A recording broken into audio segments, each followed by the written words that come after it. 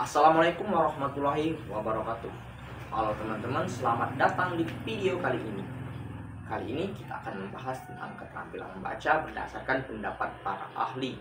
Pembahasan ini sangat penting terutama bagi kita sebagai mahasiswa yang sering berhadapan dengan bacaan akademik. Jadi pastikan kalian menonton sampai akhir ya. Sebelumnya teman-teman, perkenalkan nama saya Imran Fadil Hakim, Fakultas Guru dan Pendidikan Program Studi Pendidikan Bahasa Indonesia.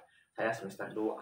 Dalam video ini, kita akan menjawab beberapa pertanyaan seputar keterampilan membaca, mulai dari hakikat membaca, perbedaannya, hingga metode membaca yang paling efektif untuk mahasiswa. Semua jawaban akan didukung oleh teori dari para ahli agar lebih kredibel dan mudah untuk dipahami. Tanpa berlama-lama lagi, yuk langsung kita mulai dengan pertanyaan yang pertama. Yang pertama, hakikat, tujuan, dan aspek-aspek membaca. Menurut Tarigan tahun 2008, membaca adalah suatu proses untuk memperoleh informasi dari teks dengan cara memahami makna kata, kalimat, dan isi keseluruhan. Tujuan membaca menurut Anderson tahun 1985 yaitu mencakup membaca untuk kesenangan, mencari informasi, memahami konsep, serta meningkatkan keterampilan berpikir. Aspek membaca menurut Gunning tahun 2010 yaitu terdiri dari aspek fonemik, kosakata, pemahaman kelancaran, dan strategi membaca. Lanjut ke pertanyaan yang kedua, yaitu perbedaan membaca intensif dan ekstensif.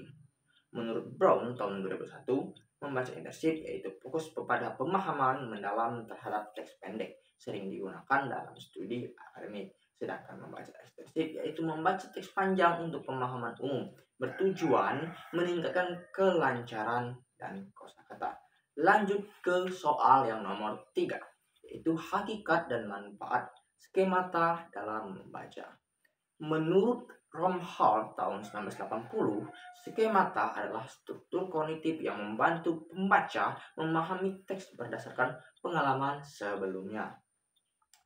Bagi pembaca, itu mempermudah pemahaman dan menghubungkan informasi baru dengan pengetahuan lama. Kalau bagi guru, yaitu membantu dalam penyusunan strategi pembelajaran yang sesuai. Dan bagi siswa, yaitu memudahkan dalam memahami teks dan mengingat informasi lebih lama. Lanjut ke soal yang nomor 4, hakikat dan jenis membaca pemahaman. Menurut Barrett tahun 1972, membaca pemahaman terbagi menjadi yang pertama, pemahaman literal, yaitu memahami informasi secara eksplisit.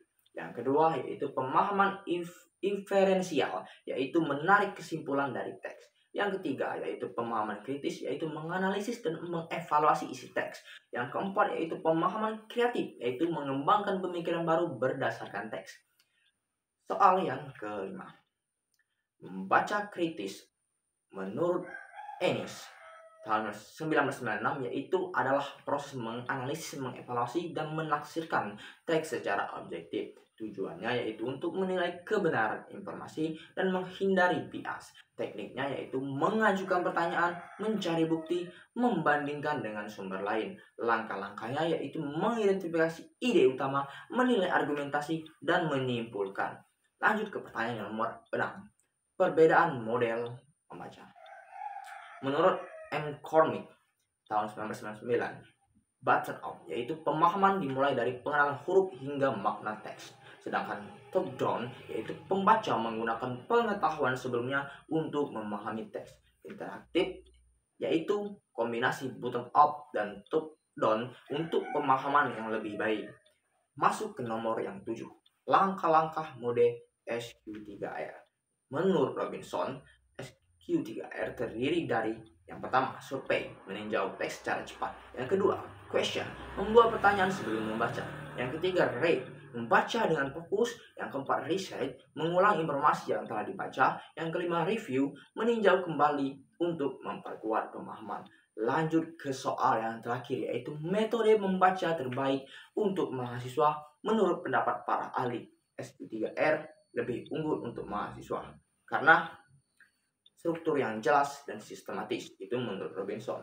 Meningkatkan pemahaman dan daya ingat menurut MC Namara 2007.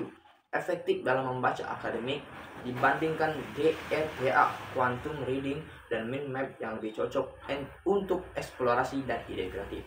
Sekian dari saya akhiri. Wabillahi taufiq wal hidayah. Wassalamualaikum warahmatullahi wabarakatuh.